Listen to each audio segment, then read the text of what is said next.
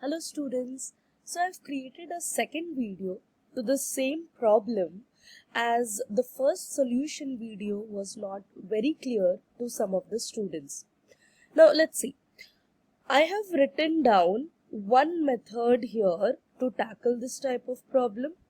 We will also see second and third methods and which one is the most efficient and time-saving method for the SATs.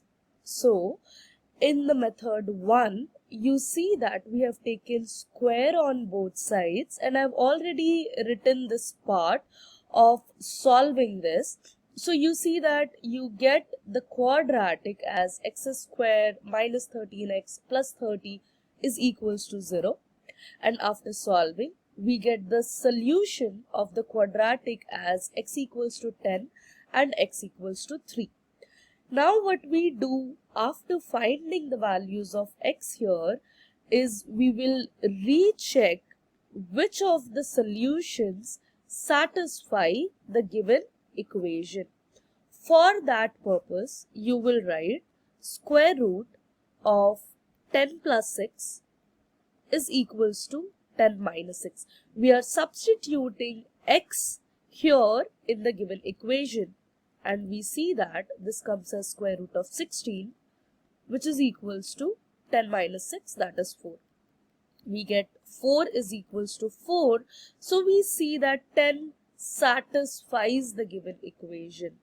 Second part is that we can check the same thing for 3. And let's see what we are getting.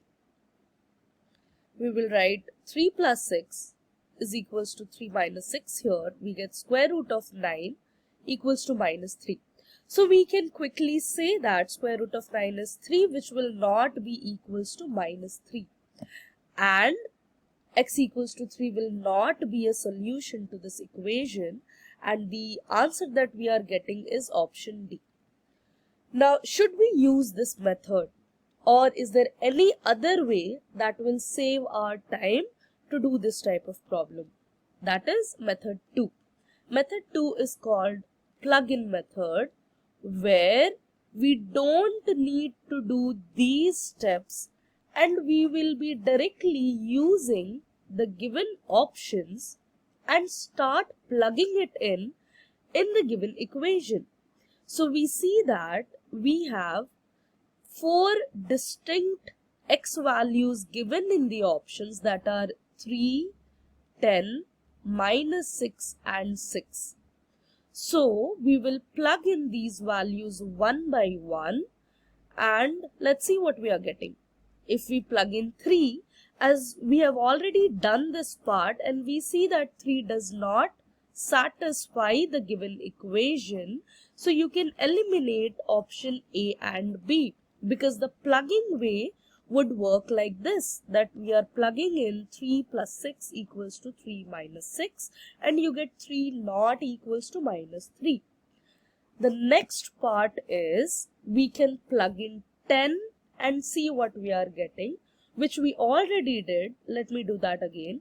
Square root of 10 plus 6 is equals to 10 minus 6. So we get square root of 16, which is equals to 10 minus 6, that is 4.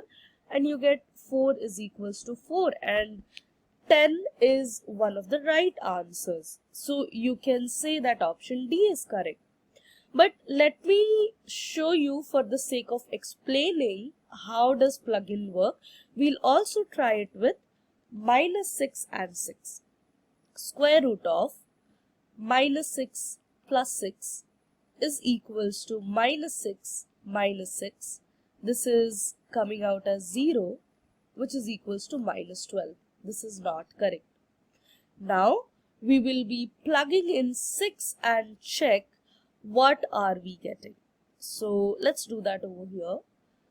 So we'll write square root of 6 plus 6, which is equals to 6 minus 6. So you get square root of 12 is equals to 0. Not correct. Now, why are we using this method?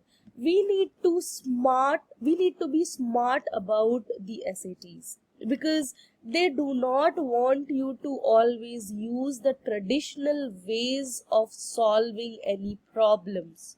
Method 1 is a traditional way to go about it, but method 2 is a smart way, because this will save a lot of time for you, because you're not doing these 4-5 steps, the beginning steps.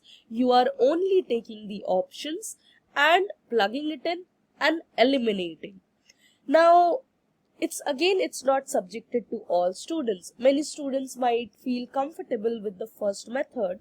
Many students might feel comfortable with the second method. Now it's up to you to determine with lot of practice which method takes less time for you and which method you are comfortable with. Now the third approach to this problem is directly putting this in the calculator, and you also see whether that is taking you less time to solve this. Now you analyze and figure out which method is suitable for you. I will give one more bonus point in the end, that if you get the same problem as a student produced response question where the options are not given, they have not given you any options, then method 1 should be followed, because this will directly give you the answers, because you don't have the space to utilize the given options now. That is why method 1 is the suitable approach if no options are provided. I hope this explanation is clear to you. Let me know in the comment section whether your doubts have been cleared or not. Thank you.